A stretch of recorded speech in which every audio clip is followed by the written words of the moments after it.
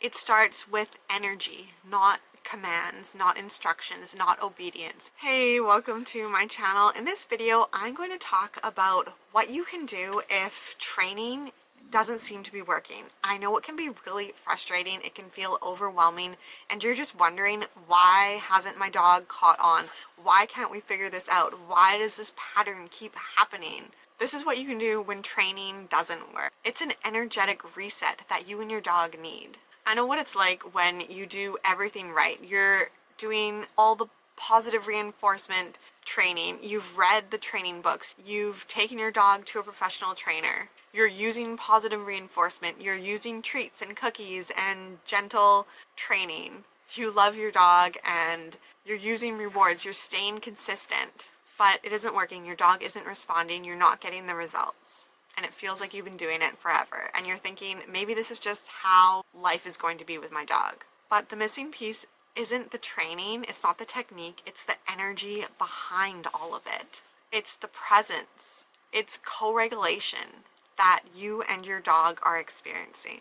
Positive reinforcement training is super powerful, and I have tons of videos on that.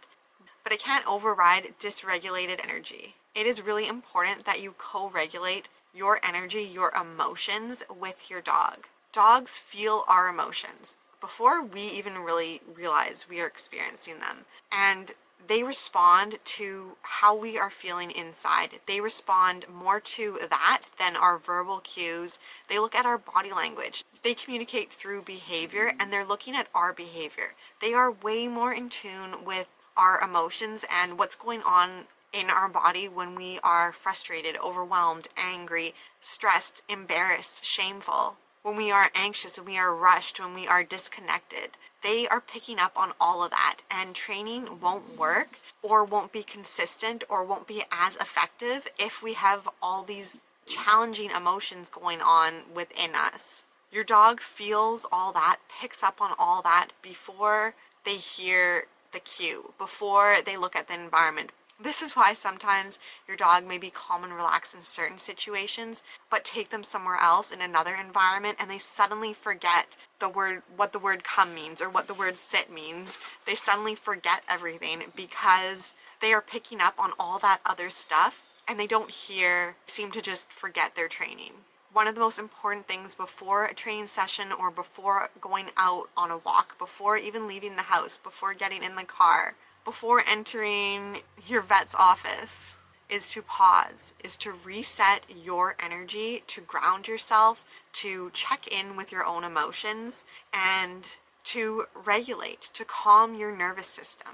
And your dog will mirror that back, reflect that calmness back. If you are calm and relaxed, and don't lie to yourself, because it's really easy. Often we don't even realize ourselves that we aren't calm, that we aren't relaxed. It takes a lot of work to actually check in and be honest with yourself about how you are feeling in the moment, and to actually take the time. We're always so busy, we always want to move on to the next thing or get something done, or we're running late to the appointment and we just want to get our dog through the door. But it's really important for our dog that we regulate our nervous system. Maybe we are anxious about taking our dog to the vet or about going to the dog park because last time maybe a dog was aggressive towards our dog, or maybe our dog ran around for 10 minutes and we couldn't get them to come when we wanted to leave. And we're bringing all of that into our next trip, into our next visit. And if we take the time to pause and just center ourselves, ground ourselves,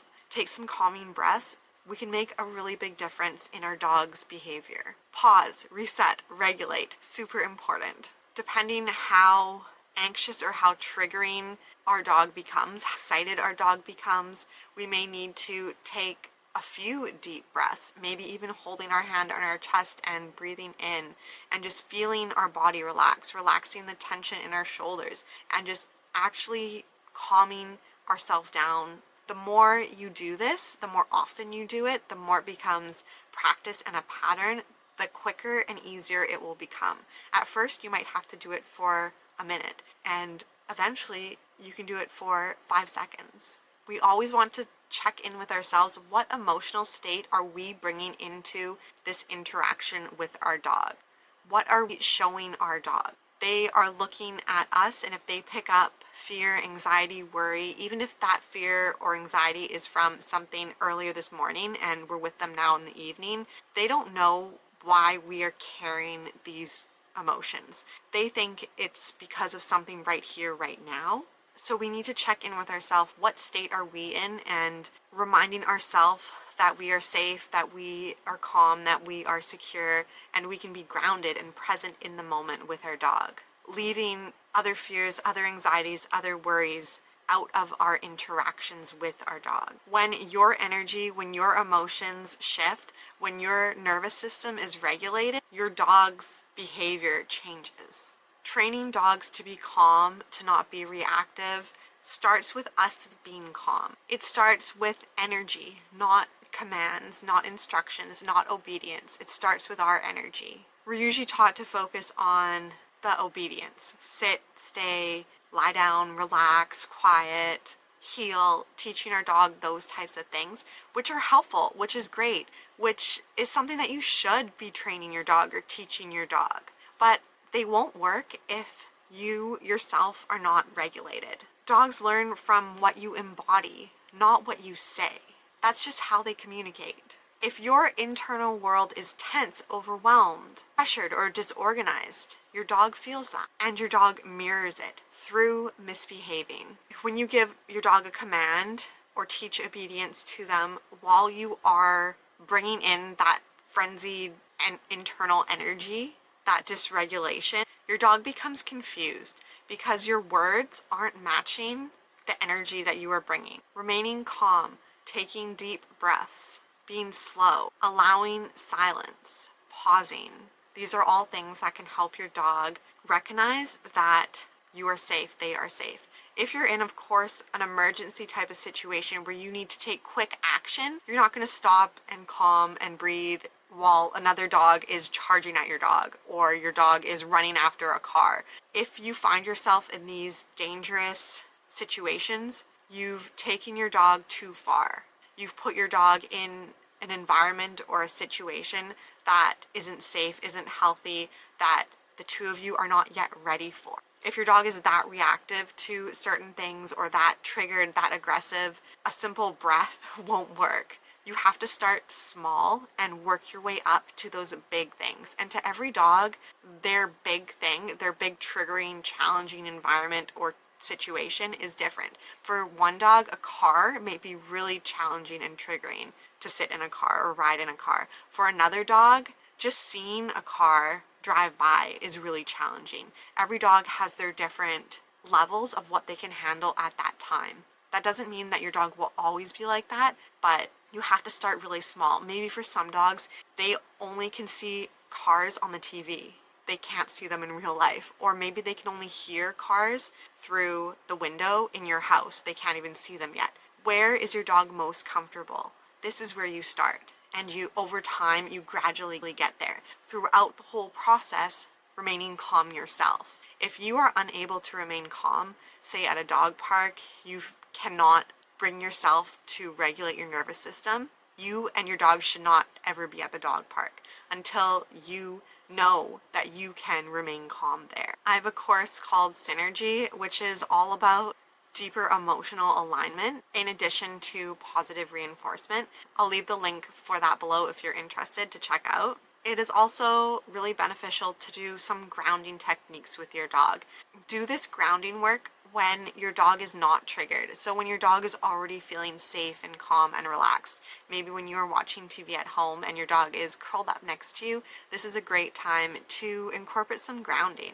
Grounding is one of the most powerful tools for dogs who struggle with reactivity, anxiety, impulsivity, or overstimulation. And it's also really helpful for you. One way to ground with your dog is to match their breathing. If you just become aware of your dog's inhales and exhales and try to match with them, or if you just start deep breathing next to your dog, a big breath in through your nose and then out through your mouth, and do this often when you are near and around your dog while your dog is already relaxing, not when your dog is sleeping because they won't realize it, but if they're aware but they're relaxing, they're calm, and you just sit near them and take some really deep breaths with them, you will find that they'll actually match up their breath to you. And it can be fun to try and match your breath to them and just see if they change or if they match with you. Just deep breathing with your dog is really grounding for your dog. Grounding work is when you really feel secure and feel supported by the earth, by the ground, by the surface if you're on a chair or laying in a bed, where you feel that pressure of whatever you're sitting on or laying on or touching next to your body. Doing that near your dog as well, feeling really rooted to the ground, to the earth, feeling supported by your house, by your chair, by your bed, by your floor, and visualizing your dog feeling that rooted groundness as well. Noticing that they're laying on their blanket and their bed and they are supported by the bed. The bed is holding them up. That kind of visualization is grounding work, and your dog will benefit just from you visualizing them being grounded and you grounding yourself to the earth, rooting your energy. Sometimes people find it even helpful to just visualize roots, like tree roots, coming out of their feet or their back or whatever helps them feel secure and pulled down into the earth. Feel the weight of gravity. Your dog picks up on this feeling of stability. Another way is to soften your gaze. Relax the muscles around your eye when you are looking at your dog. Keep your gaze soft and relaxed instead of tense and tight. Notice that your jaw feels loose and relaxed. Just the muscles in your face, have them relax. Notice the tension that you may be holding in your jaw or around your eyes. And make sure your face is relaxed, your muscles are relaxed when you are looking at your dog. Even relaxing your shoulders down away from your ears and opening up your chest. Just feeling relaxed and softening your gaze around your dog when you are interacting with them. When you are breathing deep, exhaling with a sound like a sigh or a like that around your dog can help your dog ground. Sound lowers the pressure in the body, and dogs respond to this release. Think about where you are holding tension in your body when you are interacting with your dog, and what tension in your body might your dog be picking up from you. Because remember, they respond to body language. They notice when our shoulders are tense and tight, when our jaw is tight. Just relax and be loose around your dog. Release tension in your body when you are playing with your dog, when you are feeding your dog, when you are grooming your dog, on all your interactions with your dog. In addition, dogs can help us feel more calm. They can help us be present. We need to be present to be aware of the tension and the emotions that we are bringing into our interactions with our dogs. When you are truly in your body, reactions shift. Your dog's behavior shifts. Dogs are teachers of presence. They help us be present here and now, which is something that we as humans have difficulty doing. Dogs exist moment to moment. They're not thinking about the past or the future. They are here now, and they help us be here now, which is basically meditation. When your dog sits with you, when your dog watches you, when your dog interacts with you, they are guiding you back into your body, back into awareness. How can you be more calm around your dog? And calm doesn't mean silence. Calm doesn't mean stillness. You can play calmly with your dog. How many interactions with your dog are you calm? Calm can be soft, gentle engagement, which our dogs love. Often we approach our dogs with energy, with excitement, with really playful, kind of hyper energy. When we rub their head or their back, we bring a lot of energy. Instead, try to calmly interact with your dog. How often are you being really calm with your dog? Teach your dog how to be calm by you being calm first and you interacting with your dog calmly. You can play calmly with your dog. Often dogs think play is something where they get overstimulated, hyperactive. It's always very frantic or frenzied, exciting, but play can be calm, play can be gentle, play can be soft, play can be relaxing. It can still be fun, but it can be calm. Dogs can really teach us to respond instead of react, And this is usually what we are trying to teach our dogs. We don't want them to always react. We want them to pause, maybe think, assess, respond, and then react instead of just lunging or barking. We want them to take a moment to center themselves and then react appropriately. So we can do that first with our dogs, and they will mirror that behavior back naturally. How can you soften instead of always trying to control? How can you be more in alignment with the behavior you want your dog to demonstrate, which is calm, which is playful, which is fun, is relaxed, joyful, instead of reactive, impulsive, loud, frenzied, aggressive, whatever it may be? How can you embody the feelings you want your dog to embody? Remember, our dogs mirror us. All of this grounding, presence, emotional alignment, being in flow and communication with our dogs isn't separate from dog training. It's not different. It is in addition to positive reinforcement, the energy behind positive reinforcement, how you can approach positive reinforcement. It is dog training because your dog learns from your nervous system first and your words, your commands second. If you want to go deeper into this emotional energy and alignment and co-manifesting with your animal, I have a course, Synergy, that really explores this deeply, because your dog isn't just learning from you, your dog is also teaching you.